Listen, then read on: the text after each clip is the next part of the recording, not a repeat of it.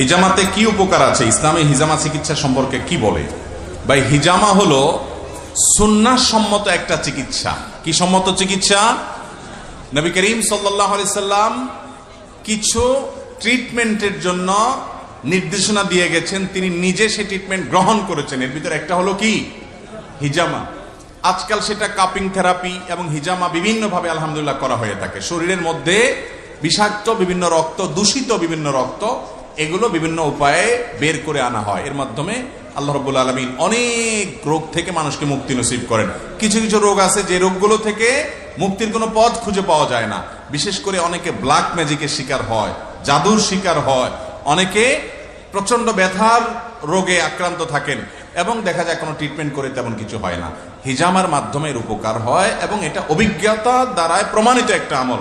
আমি নিজেও হিজামা করেছি আলহামদুলিল্লাহ। নবী করিম সাল্লাল্লাহু আলাইহি সাল্লাম হিজামা করতে উৎসাহিত করেছেন। সুন্নাহ সম্মত একটা ট্রিটমেন্ট এবং চিকিৎসা। বিদায় হিজামা যাদের অসুস্থ বোধ করেন অথবা প্রয়োজন অনুভব করেন তারা হিজামা করাবেন, ভালো এবং এক্সপার্ট যারা আছে তাদেরকে দিয়ে, কারণ এটা সুন্নাহ সম্মত ট্রিটমেন্ট। এটা কোনো কুসংস্কার না। আমরা অনেকে মনে করি কুসংস্কার বোধ হয়, না, হাদিস দ্বারা প্রমাণিত একটি আমল বা একটা ট্রিটমেন্ট হলো কি?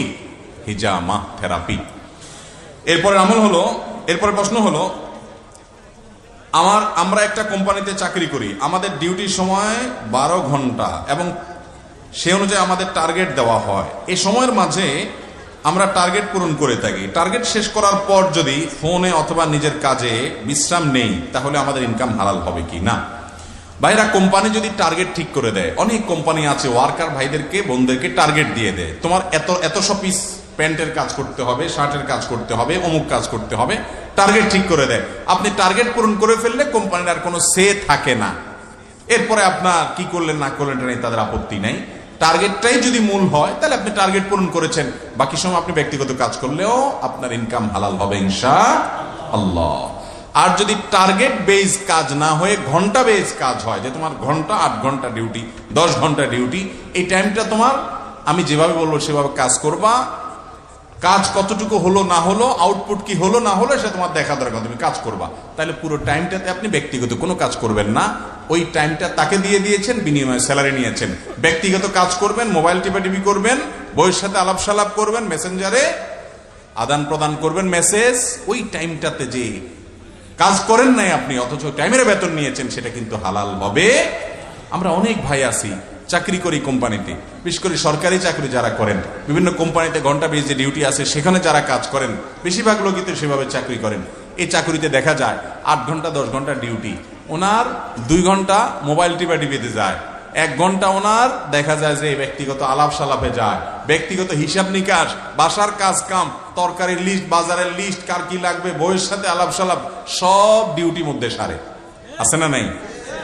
ও ভাই, অনেক নামাজি কালামী মানুষও আছেন এই কাজটা করেন, জানেনও না যে তার এই সময়ের উপার্জন হালাল হবে না। এই যুগে জাহান্নামে যাওয়ার জন্য এই স্মার্টফোন যত ভূমিকা রাখবে, আমার তো মনে হয় না অন্য কোনো ডিভাইস মানুষকে এত বেশি জাহান্নামে নিতে পারে। কারণ ওই কাজের সময় বসে বসে মোবাইল টিপতেছে। ওই 8 ঘন্টা তো আপনার কোম্পানিকে দেওয়া, সরকারকে দেওয়া, তার জন্য আপনি স্যালারি নেওয়া। হ্যাঁ, যেটুকু আপনার কর্তৃপক্ষ, মালিক পক্ষ আপনার জন্য অ্যালাউ করেছেন, ঠিক আছে, আপনি একটা দরকারি ফোন 1 মিনিটে, আধা মিনিটে সারলেন, এটুকু তারা কিছু বলে না, সেটা আপনার জন্য জায়েজ। কিন্তু বস আসলে, মালিক দেখলে আপনি তাড়াতাড়ি করে মোবাইল রেখা সাধু সাইজে যান, আবার যখন সরে যায় মোবাইলটা নিয়ে আস্তে আস্তে টিপা শুরু করেন। এমনকি টিপতে টিপতে যদি ওয়াজও শুনেন, টিপতে টিপতে যদি হুজুরের আলোচনাও শুনেন, আপনি যদি ইসলামিক পোস্টও ফেসবুকে দেন, ওই কোম্পানির টাইমের মধ্যে, ওই টাইমে ওই কাজও যদি করেন, তারপরও উপার্জন হালাল হবে। ইসলামে কালোটে সাদা করার কোনো সিস্টেম নেই। দুনিয়াতে আছে না যে আপনি কালো টাকা কামাই করছেন, কিছু ব্যাড ট্যাক্স দিয়ে দিচ্ছেন, সাদা হয়ে গেছে। আল্লাহর কাছে এসব 2 নম্বর সিস্টেম নাই ভাই। আল্লাহর কাছে কালোটা কালো, সাদাটা সাদা। কালো টাকা কামাইছেন, পুরোটা জায়গা মতো দিয়ে দিতে হবে। ওই কিছু ব্যাড ট্যাক্স দিলে পুরোটা সাদা হওয়ার কোনো সিস্টেম আল্লাহর কাছে। অতএব 2 নম্বরই করে এরপরে বলবেন, ঠিক আছে তাহলে কাটাকাটি হয়ে যাক, কিছু আমি জিকির আজকার করি, কিছু ফেসবুকে পোস্ট করি, সারাক্ষণই তো ডিউটির সময় 1-2 ঘন্টা আমি বসে টিকটক দেখলাম, ফেসবুক দেখলাম, ইউটিউব দেখলাম, তো একটু কোরআন হাদিসের 2-1 পোস্ট দিয়ে দিই, তাহলে কাটাকাটি হয়ে যাবে। এরকম কোন সিস্টেম আছে? বান্দার হক আল্লাহ বলবেন তুমি এই টাইমে কেন এটা করছো, তুমি এই টাইমে দাওয়াতি কাজ অন্য সময় করবা, এই ডিউটির সময় তোমাকে ডিউটি করতে হবে। এই জন্য মুসলমান কখনো ফাঁকিবাজ হতে পারে, যে ফাঁকি দেয় সে কখনো ভালো মুসলমান হতে পারে না। কারণ আমার উপার্জন যদি হারাম হয়ে যায়, দোয়াও কবুল হবে না, ইবাদতও কবুল হবে না। এই জন্য ভাইরা আমার সাবধান, আমার প্রতিটা পয়সা টন টন করে বাঁচতে হবে, অর্থাৎ পিওর হতে হবে, অল্প কামাই করব, হালাল হতে হবে। আমি প্রায় সময় বলি, এখনো অনেক আল্লাহর নেককার বান্দা আছেন, অনেক নেককার বান্দা আছেন যারা আমাদেরকে শিখিয়ে গেছেন। টুমচর মাদ্রাসার প্রিন্সিপাল সাহেবের কথা এর আগেও কোন একটা আলোচনা আমি বলেছিলাম। সাবেক প্রিন্সিপাল যিনি ছিলেন হারুন আল মাদানী হাফিজাহুল্লাহ, ওনার রিটায়ারমেন্টের সময় উনি কত লক্ষ টাকা যেন মাদ্রাসার ফান্ডে ফেরত দিয়ে দিয়েছেন, যে টাকাটা উনি রিটায়ারমেন্টের সময় পাইছেন একসাথে, ওখান থেকে টাকা ফেরত দিয়ে দিয়েছেন, জমা দিয়ে দিয়েছেন। কেন? বলেন যে আমি এত বছর চাকরি করছি, এর মধ্যে কত সময় না জানি ব্যক্তিগত কাজ করছি, আমার সেই হিসাবও নাই। তো আনুমানিক একটা অঙ্ক যে এই টাকাটা আমি নিলাম না, এই টাকাটা আমি ফেরত দিলাম, যাতে করে আমার অ্যাকাউন্টের মধ্যে ওই কাজ না করেও স্যালারি নেওয়ার যে অপরাধ, হারাম খাওয়া, সেটা যেন না ঢুকে। তো এই যুগে আল্লাহর সব বান্দা এদেশেও আছে, আলহামদুলিল্লাহ। আমাদের শিখতে হবে। অতএব ভাইরা আমার, ডিউটির সময় এই 2 নাম্বারই করব না ইনশাআল্লাহ। যদি করতে হয় কর্তৃপক্ষকে জানায় নেবেন, পারমিশন নিয়ে নেবেন, তাহলে জায়েজ হবে। হ্যাঁ, যাদেরকে টার্গেট দেওয়া হয়েছে তারা টার্গেট ফিল আপ করলে তাদের ডিউটি তারা পূরণ করেছেন। আচ্ছা, এরপরে প্রশ্ন হলো,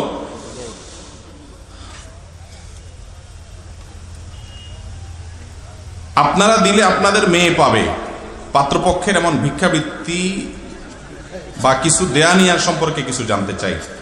এ সম্পর্কে বিভিন্ন জায়গায় আমরা বলি, বারবার বলি, আলহামদুলিল্লাহ মানুষ এখন সচেতন হচ্ছে। আপনারা যারা যুবক আছেন, আপনাদেরকে বিশেষ করে সংকল্প করতে হবে, শ্বশুর বাড়ি থেকে হাদিয়ার নামে, উপহারের নামে, উপঢৌকনের নামে, খুশি হয়ে দেওয়ার নামে, নানা নামে কোনো কিছু, এমনকি কোনো জুতাও নিবেন না, ইনশাআল্লাহ নিবেন।